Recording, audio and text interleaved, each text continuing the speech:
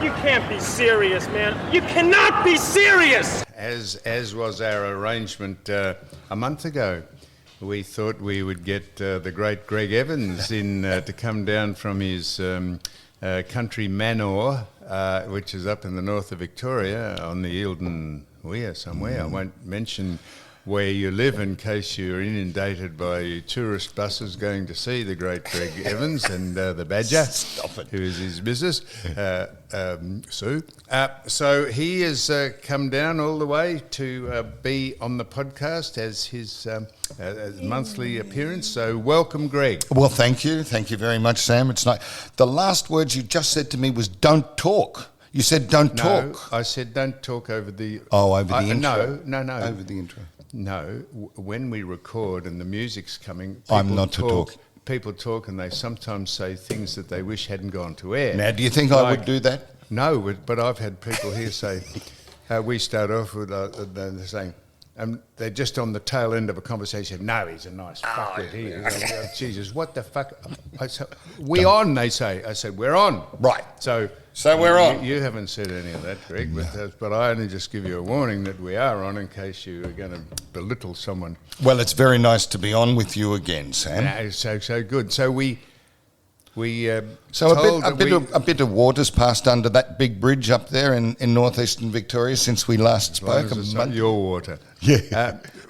We were going to have Dick from Muffin, Rob Wollstonecroft. Mm-hmm. But we were meant to have a cast of thousands here today, but Ivan has pulled out. Oh. It's a pity his old man hadn't. He had pulled out. I don't know why he's not here. And Sue Stanley, OAM, is down here. Yes, I saw her. Jigging around with some cameras. Yes. Because we're going to try and film this at some stage. And so there was about 8 people going to be here, and there's just 2 of us, as it turns out. That's very good, Sam. At the minute, because you've got Mr. Orchik. John Orchik. Now, John, he's a legend in the Australian movie and television industry, isn't he? He's done so much. And he's going to...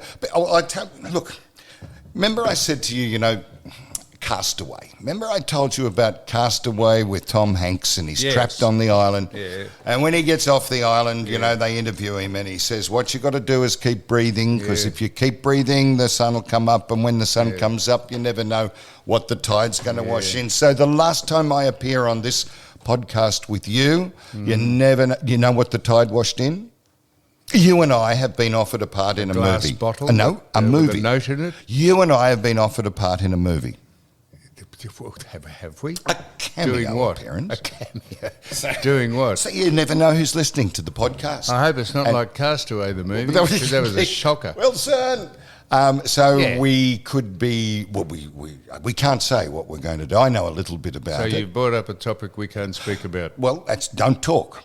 So anyway, the thing is, we will be able to talk about it in the future, but that's one of the reasons John Orchik... So let me get this. So this is news to me. You're just breaking this on air straight to me. So we have been offered a role in a movie. Yes, as a result of the person who heard us last week in the pod. Now, this is a comedy. Are we allowed to say who the person is? No, but we might get him in down the track. Yep. Well, how cryptic is all this? It'll be Netflix or Stan. Netflix. Yeah. Will it? And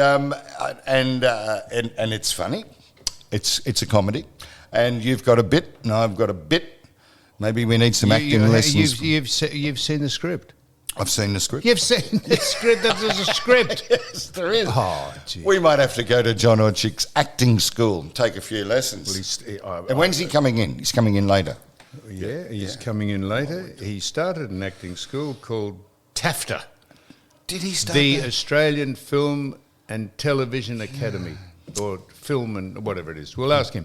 And now, so just before we've started, but we're going to give a shout out, get this out of the way. This is from michaelchristianmenswear.com, not the Michael Christian you would know, but it's from the AFL and the review panellist who gives out all those fines and things for people who bump too hard. This is Michael Christian Menswear. He says, could we give a shout out to Murray Byrne, who is turning 60 this week. Murray is a teacher in the Trade Centre at Swan College, Western Australia. Murray is a great fan of the podcast, so we're all saying hello to you, Murray. And Sue, you had written in your extensive almanac that's sequestered in your phone some people, so let's give them a shout out before we forget, because I say, well, I'll write your name down and give you a shout out. So Sue's finding that now. I've got one. Righto. Because your name came into it, I just happened to. Does the name Terry Britton ring a bell to you? Terry Britton was with the Twilights. We'll go back to the 60s. Terry, the Twilights. Give me one song. Like trying to find a needle in a haystack. Come on, babe. That's it. Shadoop. Why shadoop. That's Yep, it. That's I it. know.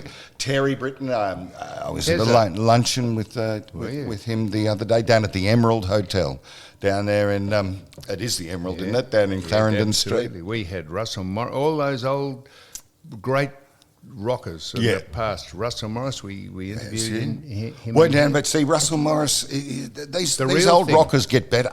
I just reckon Russell Morris can do the real thing now better than he did then. That's right. And one of the great Australian performers from the Daddy Cool era.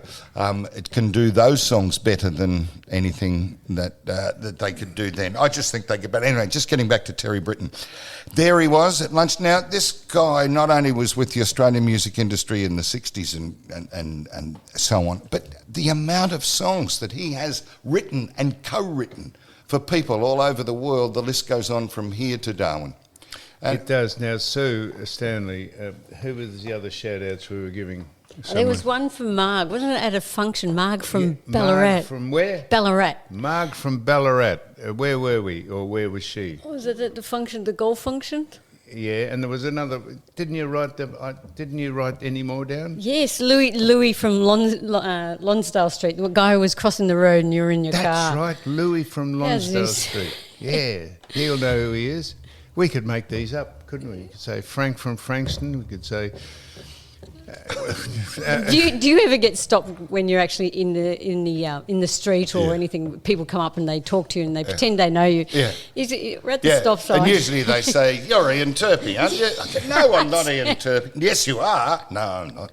Now, Greg, speaking of, I was going. You have you not, You've been employed on a cruise ship to entertain the patrons, the thousands of people who get on these huge sort of office blocks that actually have an engine in them and go across the other side of the world. You have been retained, haven't you, to entertain people by the shipping companies? Yes. What have you been asked to do? I've been asked to talk about opals on a ship. It's a long story. Is that the basketball side? The opals? No. It's the ones that go on your finger. And really? You might ask what I know about opals, and the answer is next question. Bugger all. But nevertheless, it was Ross Patterson who was selling opals on the ships, and he said, "Now, Greg, you come on. I don't like public speaking." He said, "So you just get on and talk about opals." Well, I see. So I had to profess to be the expert on opals. I studied up, brushed up. Do they have carats in them? As in? No, they don't have carats. No. It's all about the shine and the sparkle, and that's what a carat is, isn't it? In a diamond, a pure diamond has 24 carats, doesn't it? Or is that gold? Well, you're asking someone who doesn't know. Not carrots that you eat. Carrots. So Ross said to me, "Mate, don't worry about it." He said, "You just come on." He said, "That we'll be in a little corner of the ship and there'll be 8 people that'll come and they will talk. And all you have to do is just tell them that we get opals from, Lightning Ridge and Coober Pedy and that'll be..." I said, "Yeah, that's all right." "Okay, all right." And he said, "Oh, here's some slides, if you want to show them as part of your presentation." I didn't know whether these things were upside down or back. How do you look at a slide of an opal and know which way it's supposed to go? What is the intrinsic quality that makes an opal stand out from other opals? There's black opals and black. They call them black, but they've got a bit of red in them. Let me finish this story. Ross rings up on the morning. This is on the QE2. Here we are on Cunard's QE2, floating around the ocean out somewhere near Papeete or somewhere, and he says, mate, we've got a problem. What? He said, you're on the front page of the paper and they're putting it on in the theatre and 1,000 people are coming. What? Ross, you said 8 people in the corner of a ship. I don't know enough about Opals to get away with it. So I study. I got a couple of hours. I try and get these slides together. I'll show them in that order. Yeah, okay. Can we go into the theatre, Ross, and have a look at the slides on the screen and rehearse? Well, the guy doesn't come till 10 minutes to midday, and the people come at... Oh, God. The guy was late. People started queuing. We walk in, and we've got to go up a ladder to get to the projection room, and that's where the bloke dropped the slides. He dropped them all over the floor. He dropped them? Well, yeah. So now they're all out of order. They're upside down. They're back to front. Knew nothing about... And meantime, the people roll into the theatre and the spotlight comes on and I'm introduced as the Opal expert from Australia.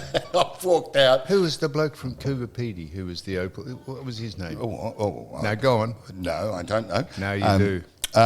Keith McGowan loved Coopapedy. Go Anyway, on. Did he? Why? out I come, because you like going there, you like doing the mail run out to Udnadata. Anyway, there we go, and I go out there and I say, good afternoon, ladies and gentlemen, and here we are, and we're going to talk about opals. And so I went through, and the first slide came on, and it was an opal miner underground with his little pick in hand, but he was upside down. His back and front as well. This presentation turned out to be quite hilarious because very quickly they realised I knew bugger all about opals. But I said, we've got Ross Patterson, we've got Australia's leading opal expert here. So does anyone want to field some questions? And the first woman put her hand up and said, how do you clean opals? And I said, that's a very good question, Ross. How do you clean opals? And he stood up and said, with orange stuff. And that was it, the end of his answer. So, Greg, how do you determine the value of an opal? What is its...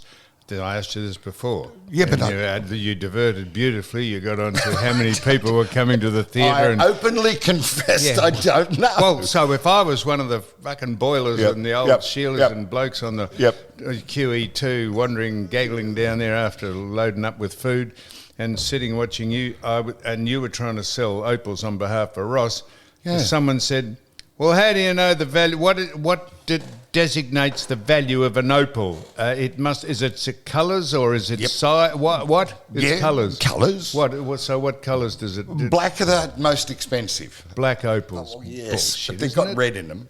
They're not just black. They've got a little firestone of the name red. From Coopapedy. What was his name? Was there one famous? Sure, he wasn't from Lightning Ridge. No, he was famous. Opal Jack. Yeah, his name was Jack. Jack. Go on. The man from Snowy River was Jack. Everyone's Jack. Yeah. Anyway, all right. So long story short, in came the opals. Stroke of genius. Pass them around like the plate at church. Oh. Trays of opals got passed around, and Sam, we sold $80,000 worth of opals day. That day, people they applauded. They went out and they laughed and applauded and took the opal. Ross had a grin like he'd swallowed a banana sideways. Were you on commission? No, but I was there as his guest, so in effect, I suppose. Well, so the reason I asked, this is a long way. This came out of nowhere. Why am I telling this Because story? If you get asked by Virgin, the Virgin shipping line, Mr. Branson, if you get asked to go on one of his ships, don't accept the contract because they aren't coming to Australia anymore after next year because of they're cancelling all their tours to Australia and other far reaches because of the Houthi rebels who are attacking ships and pirating ships in the Red Sea. They're in the name of safety for their passengers, they are excluding Australia from their which is itinerary. A real bummer because that ship is like a floating city, of course, but absolutely huge. And I decided that I would like to spend New Year's Eve on that ship this year. I think it'd be really, really good. Some lucky people decided to do it last year and they had a ball. And the ship left Port Melbourne It went to Tasmania, it went to South Australia, so a nice little 5-day cruise. And then all of a sudden you're back home again. So you leave, you have Christmas at home, maybe the 27th you leave, come back on the, 2nd or 3rd. Beautiful idea. Decided to do it. So and yesterday, or this week, it just bang. Everything went up in flames because they all got cancelled. That with the increased docking fees, that they were making them pay to dock the thing at Port Melbourne here. They went from $200,000 a docking fee to, they put it up 15%, I think, the Victorian Is that why the Tasmanian one went to Geelong? They say that's one of the reasons. That could be... But this isn't coming at all. So now no more, we don't get a chance to ride on that ship anymore. So, well then, maybe... Would you though? What? Would you? Well, I don't know. I just look, I'm still just a little bit sceptical of cruise ships. I know there's a lot of people who jump on them. There's a lot of people who get sick on them. But there was one, a Norwegian cruise ship, recently, and it's pulled over in the Maldives, and it's got cholera on board. Dun, dun, dun, dun. Right? A dozen passengers have got cholera. So this thing is pulled over to this island and it's tied up and isolated, and everybody's panicking, and you think, why would I go on a cruise ship? And anyway, the specialists come on and they say, it's not cholera. No, they've all got gastroenteritis. That's right. I was on a cruise ship once and it had the menu came out and the catch of the day was hepatitis. Now, I can't mention who this is, but a friend of mine's mother and father went on. I can't mention who it was. I could give you the initials, Sue Stanley's mother and father. They went on a cruise ship and thought, was it the, come on Sue, was it the Queen Elizabeth? Oh, no, it was something, the Princess something. Oh, the Princess something. Paradise or something. Yeah. And there was 80,000 million, there was 4,000 people on it, and they pulled out of the time they... let the lines go, and the ship turned it around with the tugs.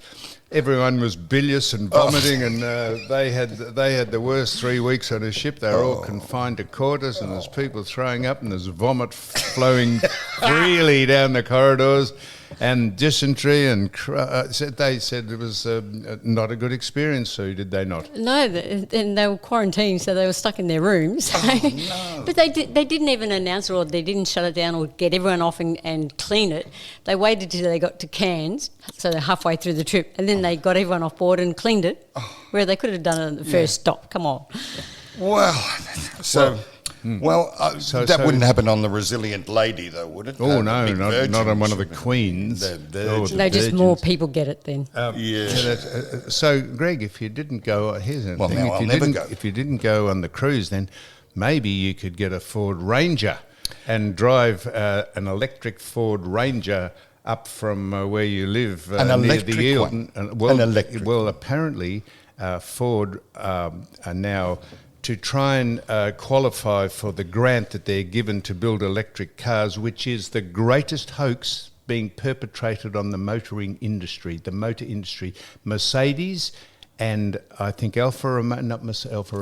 Mercedes and another very big car company BMW. Are now just going back to making petrol-driven engines. They're going back, Mercedes. Because it's a fraud. There is not enough electricity generated in the world that can power the number of electric vehicles that have been designated by governments by the year 2030 or 2040. Do you know if you want to have an electric bus fleet or an electric truck fleet, and you think you're doing the right thing, which is bullshit, it's a hoax, the batteries you need 2 8-ton batteries. That's 16 tons of batteries. And if you have a fleet of 50 trucks or 20, there is not enough power generated in the world to power a fleet of trucks. It's a hoax. And there are so many people saying that the amount of pollution from cars has nothing to do with climate change. The climate is changing, but it's not due to that.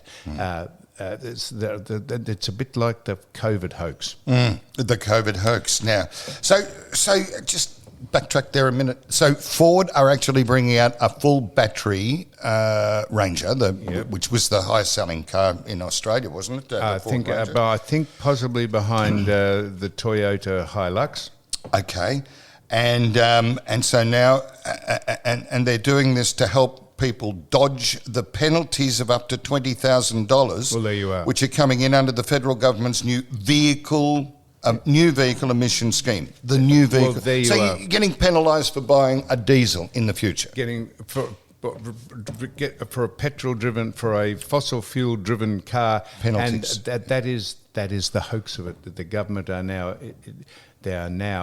fining you. They are now pointing you towards driving electrical vehicles, even if you don't want to, because they have some. It's like the Lord. The climate change industry is a fraud. It's a fraud, and the industry. I mean, you said it before. Climate change is real. We've got to agree with that. Absolutely. But the industry nothing to do with us. Nothing to do with the people who live on the planet. So just as a segue here, Greg, if you want to save the planet, people say, "Oh, don't use gas in your don't use gas in your cooking appliances, and get electric vehicles, and don't eat meat because the cows fart, and don't get plastic straws." I'll tell you how you could stop. You could save the planet overnight. Do you ever go to your letterbox? How much junk mail a day or a week is put in your letterbox? Now, whether you say no junk mail, please.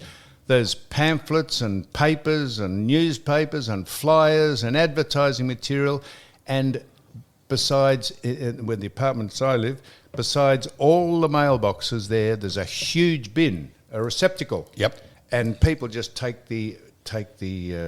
open their thing to see if there's any legitimate mail. They put all the junk mail straight into the bin. How much crap is thrown away with people who don't read the junk mail? Has anyone ever bought anything from a flyer that's been left in your letterbox? You say, "Oh shit, I must go down and buy that." You don't even look at it. You just sort through to see if you've got some legitimate mail. Then you throw the rest. There must be hundreds of thousands of tons of waste paper that you cut the trees down to make these flyers. I would concentrate on that rather than stopping people cooking spaghetti bolognese over a stove that's powered by gas, which was one of them. Another ridiculous things Dan Andrews and his government brought in. You couldn't buy appliances that worked off gas. Has Jacinta Andrews changed that? Alan Andrews. Oh, yes. Jacinta, well done. No, you tumbled in beautifully. Thank you. Has she changed that, or is it still we can't have gas? I don't know if she's changed that. I take no notice of what anything the government says at all. We just put up with the consequences. So that and when you got the Lord Mayor Sally Cap who flew over while the city is collapsing, but flew over to a climate conference over in Japan, I think. What the Lord Mayor of Melbourne would have to do with a climate conference, it's just a rort. It's the whole thing is just snouts in the trough. You should have followed through and become Lord Mayor. Yeah, I should have. You should have. Anyway, just getting back to the Ford Ranger. Oh, yeah. It's a hybrid that's coming in, maybe next year even. How's that? And if there is going to be 2025, a plug-in hybrid version of the Ford Ranger will be available in 2025. And they'll sell none of them, and they'll go out of business. They'll put the automotive industry out of business. But Mercedes are ahead of the curve. They've decided we're not building any more electric cars. We're perfecting the lean burning fossil fueled cars that power our fleet. That's a turnaround, isn't it? Of a complete turnaround. Because they've just they've had enough of being polished and massaged by corrupt governments. Did you take my advice and watch Nemesis on the ABC? No, because I wouldn't watch anything on the ABC because it is a bogus station that we pay for. Our ABC, it's your ABC because they're a bit completely biased they and have no... And what, you watch Sky Television and you reckon that's not biased? I watch... That's totally biased. You asked me a question and told me what I watch. I don't watch Sky Television at all. I think you do. Secretly. How come you love Donald Trump so much? You must have picked That's that up not from Sky. Television. I watch CNN, Fox News, Al Jazeera, and MSNBC. Right. And if you want to get a diverse range of opinion that are so diametrically opposed about what Donald Trump's doing, if you want to get onto that, that's where I get my news. I have no interest in Australian politics at all. Well, I'm pleased to hear. Well, none at all, because, it's run by bloody insects. Insects. I just wanted to tell you a little about Nemesis, because it's been and gone now, but it's about the 3 Prime Ministers. It's about Malcolm Turnbull, it's about Tony Abbott, and it's about our Prime Minister that retired just recently. And so ScoMo. Yes, ScoMo. Yeah, as opposed to anal. ScoMo is Scott Morrison and anal is Anthony Albanese. Anal. Yeah, anal. Good name for him, isn't it? Very good. So anyway, I was just about to say that in Nemesis, I found it very, and we can talk to John Orchik about this, but I found it very interesting in the way it was shot. The first thing I'm going to ask John Orchik? What? I looked him up in the... You've looked up his classifieds, have you? I've looked up his Wikipedia. Oh, yeah. It's got 73 different ways to spell his name. First thing I'm going to ask him is, how the fuck do you spell your name, John? That'd or be pronounce good. it. Yeah, so anyhow, go ahead. There is no narrator. No narrator in this series. Narrator? Yes. That's narrator. That's one, exactly the same. A one narrator. And 2. No narrator. A narrator. Well done. That's like saying... he contributed to the success. Well, he narrates. He contributed to the success of the... you mean contributed? Yes. You said narrator. Yeah. Well, go on. Yeah, no narrator. But you know what a narrator like is? Of course, grater. He's the one who just talks, he or she, and links it all together. What you did when you were selling Opals. Thank you. But anyway, there was no narrator on this series, Nemesis. And it's the technique that I'm trying to get at now, which was developed on sports programs. Did you know that? It came from ESPN, and they decided, for example, if we were going to interview 2 sports people, like say we were going to interview, I don't know, Max Gawn and Darcy Moore, instead of an interviewer being in there to get them to tell their stories, you let them tell the stories and then edit it together. So the narrator's gone from this documentary. Yep. Or the interview. And so they worked out that interviewing these sports people, it was much better to just let them give the running commentary and put it together. Harder to edit because you don't have the narrator to do the links, but beautifully finished product and a new technique in making documentaries. So besides the technique and the new way to do it, were they interesting? ScoMo? Yeah, well, Abbott wouldn't do it. He refused to go on it. But you said no. They got around that. They got around that beautifully by interviewing other people, and Malcolm Turnbull had a lot of shit on his liver, really, that he wanted to get off. So he had a go at a few people, mainly ScoMo, and then of course Scott Morrison came on and talked about how wonderful it was. He led us through a pretty rough time, didn't he? He led us through COVID. Oh, yeah, and got Auxis, Arxis. How do you say it? I don't know what you're talking about. You know you do. No, hang on. No, I'm not. The American submarine deal. Arx. No, I don't know. There you go. It's like a narrator, but anyway, we won't go But I tell you what they could have done with Tony Abbott, who wouldn't... They could have just take excerpts of speeches or they did. Talks from or archives. interviews he's been made. From archival stuff, they did. Yeah. Oh, they did. Yeah. But the others, they sat down in a chair and interviewed them for 2 days, I might add. It was quite a remarkable series. Anyway, it's there on ABC iView, and you can have a look at it. And afterwards, Lee Sales interviews one of the people who put it together, the main interviewer. That was Mark Willisey. And that's a fascinating little insight into how they did this. Mark is Mike's son. I've met Mark somewhere. And yeah, nice. But very, very good journalist. And he and his team put this series together of the 3 Prime Ministers called Nemesis. And not only are the 3 shows good, but the background afterwards as to how they put it together and how they've edited it is very interesting. That's about all I've got to say about that. Good. Now tell me what you think of this. Because we are going to try and unite this country just so that everyone lives in it in harmony, and there's no. But Yep. tell me this: a person down, some people down in Point Lonsdale wanted to renovate a house in the main street, and as is the bylaws of the council, they have to have it assessed by the Indigenous. Council to see if it's if they disturb the foundations, if there's any maybe some important sites, burial sites under it or not. And it's in the main. I know the property. I know the street. It's in the main street of Point Lonsdale, which is about 75 metres from the actual beach. So people came down. This is the Indigenous inspectors came down from. But no, this is all right, Greg. This is where we're up to, mate. This is. You talk about rorts. So they came down from Ballarat, not knocking them at all, and they said, well. Cost $30,000 to get them down. That's what they've been awarded to come down.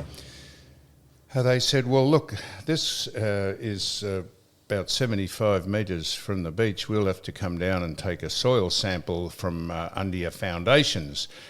So they said, the people who were going for the permit said, I see. Why would you have to do that? Well, just to see what's under the foundation. So they said, well, we'll have to come down, the inspectors said, we'll have to come down and dig a metre by metre hole underneath the thing. So the people said, well, you'll have to come back. And they said, yes, we'll have to come back. And they said, how much can that cost? They said, that'll cost you another $30,000. So anyhow, for $60,000, they dug a hole underneath. You think I'm making this up? I wouldn't make this up because this is serious.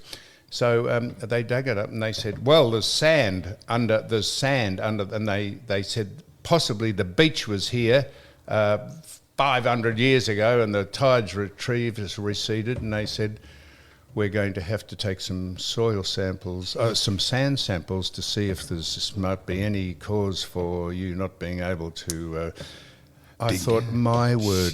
I mean, could you believe this? So... this is where we're up to. This is just nonsense. And I know you're hesitant to get into this conversation, but I notice over in Perth that the people have had enough of this, and they said the Western Australian Premier has apologised to the public for the government's ill-fated Aboriginal Cultural Heritage Act, describing the controversial laws as too prescriptive and complicated in planning, an unnecessary burden on landowners. That's exactly what that's about, that you have to have every single thing you do has to have you have to decide if it's on some sort of burial site or and it is a rort. Yes. And it is, and we are trying to unite this great country. We want to all pursue prosperity for all of us in the name, and not just divide the country. This is what the yes-no vote was about. We're trying to actually stop people rorting the system, and this is one of them. And I have no hesitation in saying that.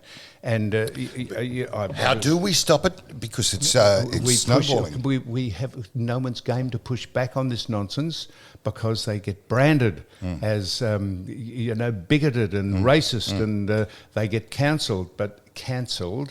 But people, I can't get cancelled from anything anymore. I've been cancelled already once, so it doesn't.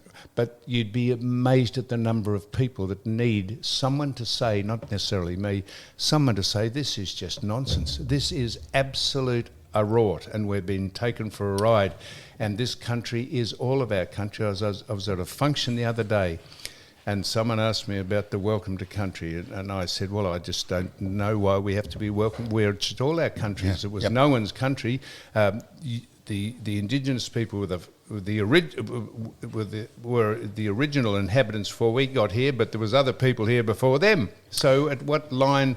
And then So what you're saying is someone needs to go up to them and say, "You cannot be serious." No, someone needs to say this is nonsense. Fancy having to come down and dig a hole to say, well, there's sand under your building. So in the country, there's a creek running by, and the roads people want to do a turn at the end of the road, and they have to take a bit of the land, but because it's by a creek, it has to be looked out for the same reason for bones. Anyway, and they came and they didn't find any bones, and so but didn't you say once that someone planted some bones, some chicken bones or something? No, that was a rumour on the rumour file on 3AW, and that was bogus, and that was just a try on. Someone said that they put some bones in the ground. Someone had gone out and bought some Kentucky Fried Chicken and just put them under the thing, and they got the inspectors to come in when they were digging the tunnel, and they found some bones, and they said, well, they had to halt the property, had to halt the works going on because they had to analyse the bones. But that was nonsense. That was a get-up. Okay. Now, just finally, because our guest has come in. He's here. Mr. I'm going to ask him out. What you would say, John Orchick? I would say that. Say Orsick. There you go. That's right. He'll know. He probably will know. I'm just going to... So, Gymnastics Australia. Oh, yeah. They have bent to the woke bullshit that's going on. They now are allowing transgender gymnasts to compete in the women's category. So men pretending they're women can now compete in the women's category at Gymnastics Australia. And the stupidity of that is that 95 or 98?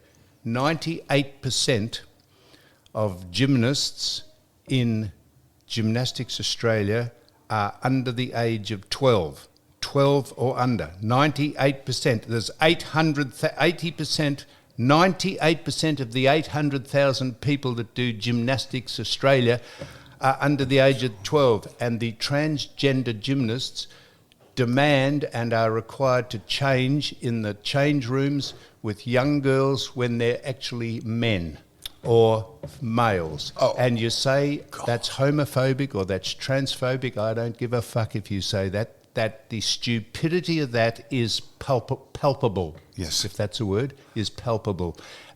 Why? Yeah, that was my question. Why? Because Who are they've bent to the vocal minority that say, in the name of diversity and equity and equality, that if you signal as a woman and you're a man, or a male, or you signal as a female, you can now infiltrate and hijack women's sport, and it is, and they should be ashamed of themselves. Gymnastics Australia, they should be. As someone said, it is an absolute joke. I know you mightn't agree with any of those things. No, I do. I do agree with you. Yeah. Because I too was trapped in a woman's body. Greg, you're looking at me. I too was trapped in a woman's body. I was. I was trapped in a woman's body for a long time, and then I was born. Sorry, I should have seen that coming too. No, very seriously, good. no, seriously. Well, I was walking into a supermarket just the other day, and there were a couple of young blokes wanting to sell me a pink ribbon to support cancer, and then they said, "No, don't give us money now. We want you to sign up to this thing, and we'll take money from you every month."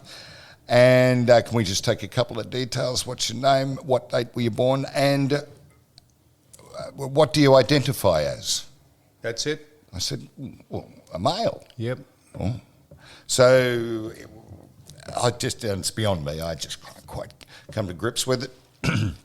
Because, we mentioned this last week, that bloke got a letter of commendation from the school because his son was a star. Maths, he'd won the maths award for being a star and being a boffin, and they said they have done very well, and they are being rewarded with a trophy of excellence. And the boy's father said to the boy, he said, Well, there's two of you in it. And he said, no. He said, they just call everyone they because they don't identify them as a man or a woman or a male or a female or any one of the alphabet sexes. And we keep saying, be whatever you like, be whatever you like, and we'll respect you. And we will respect you, but please don't hijack or be arrogant or pompous enough to insert yourself into women's sport if you're not a woman. Yep. Here. Yeah, so now finally, Greg, Finally. just before we speak to... John will have grown a beard by the time. Well, you told him to come in at 10. And it's 10 Oh, right, okay. 10 to 10. I appreciate... You know, if you're on time for an appointment, you're late. You know that, don't you? Right, you should be early, shouldn't It you? should be. No, but this is a sign of age. When we were young, we were late for everything. Now we're getting I more was mature. never late for anything. My father drilled into me, and if you're late, I take exception. That's just a sign of... I was never late for anything. Wow. Ever. Come on time. Come on time, yeah. No, come well before time. Most like to come Early. second in a lot of things that I did. But so finally for this segment, Peter Jess.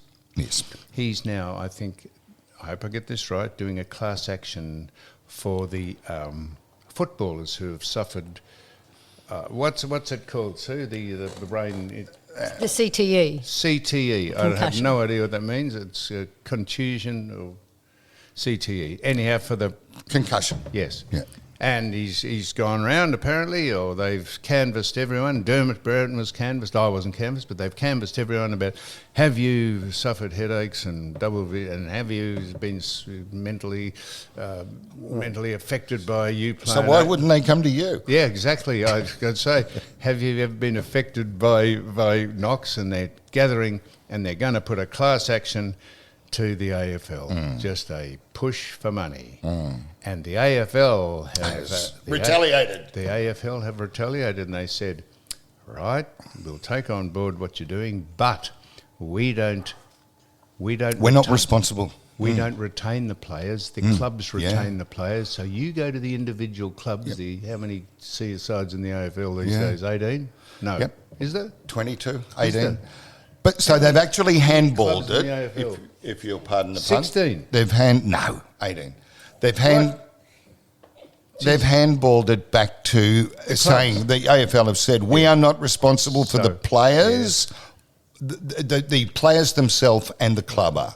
That's what Yes. the AFL So if I'm a representative of your club, Melbourne, and I sign you up, I say, Greg, we'll give you $1 million to play for us, and you say, good. Well, I've got a contract with you. The AFL saying they're We're removed out of it. from that. Yeah. If you want to sign Greg up to play, you should say to him, now, you must recognise that there's a duty of care if you play contact sport. Do you want to play for us for $1 million, but you might get knocked round a bit, but that's your choice. Do you want to sign or don't you want to sign? And that's what the AFL are saying. And I reckon Peter Jess is a pretty ordinary conveyance to be doing this, because Peter was the person who ran a duplicate set of books at Carlton to try and rort the salary cap over there. And I know you're thinking that that's libelous, but that's just a fact. I can just show you that, where he was brought up before the AFL or the VFL then. Peter Jess, just a pretty interesting person to be So Pete running wants anything for the AFL. a class action against the AFL. That's correct. And What's in it for Peter? exactly. You hit it on the head. That's exactly right. So Peter would be taking a stipend, I'd say, from the damages. If maybe he's not, maybe he's doing for the love of it because he has an interest in the AFL, other than the fact he ran a couple of sets of books over at Carlton. By the way, are the AFL right? Do you think the AFL should stand back and say it's up to the club and the player for head injury and nothing to do with them? Or do you think the AFL should be responsible in some way, being the governing body? Well, so the bigger question is, do you think players have a claim against playing a sport that they know is a contact sport, and as a result of being hit several times, and I noticed they just retired Mr. Brayshaw, young Angus, because they said they have taken a stand on him. They said you cannot play anymore. That's right. So they've been responsible in that. But I'm just saying that Don Scott, when he was here, we said that, gee, we got knocked around plenty, and if you shouldn't be. You shouldn't illegally be hit in the head and punched and king hit and all that. But I said, but if you're just in the course of playing football for a decade or more and you've had some pretty hard knocks that have been legitimate, surely it's you to decide whether you play the sport or not. There's a duty of care. You can't wrap yourself in cotton wool if it's a contact sport. Look at the rugby union people and rugby league people, and look at the... Mind you, having said that, poor young Angus, Brayshaw wanted to continue to play in his own mind, but was told he couldn't. Decision taken out of his hands. But Angus had had bumps before, as you know, and plenty. that's why he wore the head protection. So it's a very fine line between. It is now. Is the responsibility on you to decide, will you do this? It's been taken out of their hands now, hasn't going into the armed forces. If you be sent overseas to Iraq or to...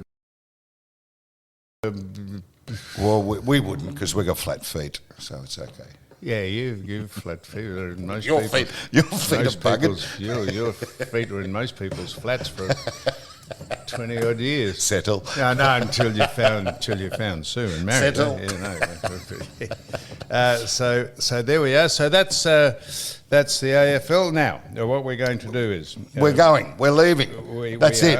I just it's the more. Just finally on this, I notice that the people who own Ayers Rock, the resort, the Indigenous people who bought it for $300 million with our money. They bought it? They bought it. The resort, yeah, okay. They now want to sell it. Right. Because it's not making money. No, because you used to go out and try and climb up the rock, but now you can't climb up the rock because they've put a barricade on it. Not as many people are going. I presume that's why you can't. If you went to Ayers Rock, you'd want to get up it, wouldn't you? I've climbed up Ayers Rock, but now if you can't, not allowed to do it because they say it's a sacred site. I don't know who's buried at the top of Ayers Rock, but you have to be very good grave diggers. Yeah. No, I've been up it. Remember, there used to be the chain, and in fact, I was only looking at an old picture the other day. There was a little monument up there, and it had a book on it. You could actually pull the book out and sign it, but people got blown off. Others got sucked off.